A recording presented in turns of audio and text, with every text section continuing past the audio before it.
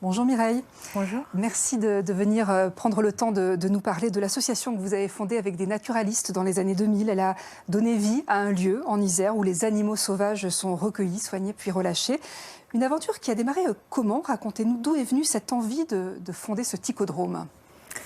Alors elle est venue tout d'abord en rencontrant le milieu naturaliste qui permet vraiment d'observer d'apprendre énormément au contact de naturalistes confirmés et surtout que dans notre région, dans notre département, on a énormément d'espèces à observer. Et également la rencontre de l'ancien centre de soins de Rochasson qui était situé à Mélan. Et voilà, donc j'ai été bénévole, ensuite salariée. Et puis est arrivé le constat qu'en fait Rochasson allait fermer puisque c'était un équipement communal de la mairie de Mélan qui avait décidé sa fermeture en 2012. Donc on était un petit groupe de naturalistes et de bénévoles dans ce centre à se dire mais si un jour il n'y a plus de... Vous êtes biologiste de formation, oui, précis. Oui, voilà. Et si un jour il n'y a plus de lieu d'accueil pour la faune sauvage en difficulté, comment on va faire? Donc voilà, l'idée... Le début du chemin a commencé là, mais c'est vrai que ça a été très très long. Et donc le choix du lieu, le GA à Vif, vous ouvrez en 2011 cet endroit qui au départ accueille quelques centaines d'animaux par an, mais très vite ça a énormément progressé, grandi, l'activité a explosé, quoi. Oui, tout à fait. En fait, ça c'est quelque chose qui est observé dans tous les centres de soins en France. Il y a une augmentation constante. Difficile de savoir la part des causes, mais certes, les centres de soins sont plus connus, plus visibles du public, avec Internet, avec les réseaux sociaux, avec les médias, mais aussi plus de causes de blessures, d'anthropisation, de routes, de destruction des habitats et des milieux qui impactent la faune. Quelles sont les espèces que l'on vous amène le plus fréquemment? Les 3-4 espèces les plus fréquentes, c'est le hérisson, le martinet noir, le merle noir. Voilà, ça ce sont les principales espèces parce qu'elles vivent dans des milieux variés comme les milieux urbains, périurbains, milieux ruraux, mais elles sont toutes confrontées à des activités humaines. Et parmi tous ces animaux, beaucoup de rapaces aussi souvent victimes de l'activité humaine justement et qui ont besoin d'une prise en charge souvent très longue et compliquée, comme on va le voir dans l'extrait de ce reportage.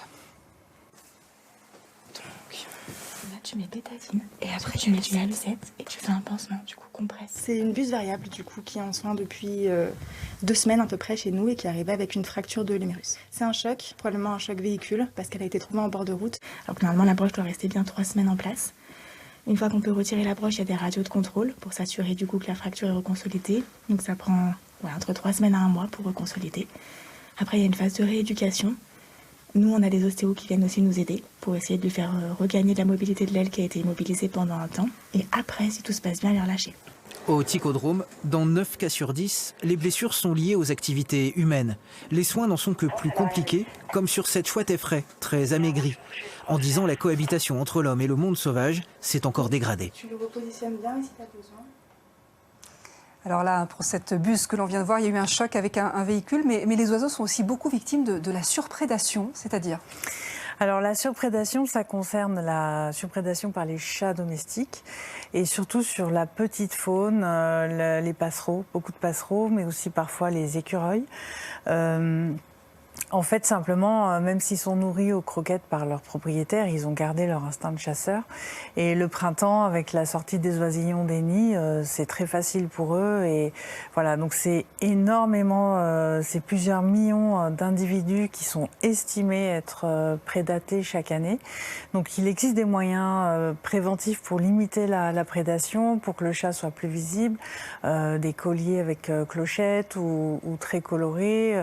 Voilà, la LPO, le site de la LPO, de la Ligue de protection des oiseaux, diffuse plein de conseils comme ça parce que c'est vraiment parfois le point de bascule entre une population d'oiseaux fragilisée et le moment où elle peut s'éteindre.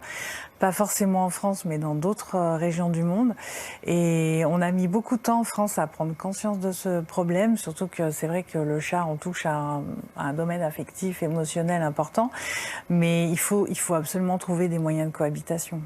Toujours plus d'animaux à soigner. Vous avez des salariés au Ticodrome, mais aussi beaucoup de personnes qui viennent donner un coup de main et vous en recherchez encore? Oui, bien sûr, on en recherche toute l'année. Alors, on recherche des services civiques qui sont des volontaires de moins de 26 ans qui s'engagent pour 8 mois avec nous, mais aussi des éco-volontaires, des stagiaires. Voilà. Donc, l'été, on est vraiment dans le besoin d'avoir plein d'aides parce qu'on a des salariés, mais qui vont former, qui vont encadrer, comme on le voit sur les images d'autres personnes. Parce que l'hiver, on reçoit à peu près 50 animaux par mois. L'été, c'est entre 400 et 500. Et ce sont beaucoup de jeunes animaux qui ont des repas très réguliers. Donc en fait, de 7h30 à 21h30, c'est du nursing, du nourrissage, des soins, etc. Donc on a vraiment besoin de monde. Financièrement, comment vous en sortez? C'est pas simple. C'est pas simple. En fait, on a une part d'autofinancement d'à peu près 40% entre les dons, les adhésions. Notre boutique de soutien, donc là, vraiment, on fait un appel effectivement à ce que les gens adhèrent et nous soutiennent financièrement parce que tout ce qu'on voit, ça a un coût. La nourriture, les soins, les médicaments, les salaires, tout ça a un coût pour des espèces protégées et on a besoin d'aide. Merci Mireille Lati, on vous souhaite plein de courage ainsi qu'à toute l'équipe du Ticodrome. À suivre le Journal des Alpes. À très bientôt pour un nouvel Instantané.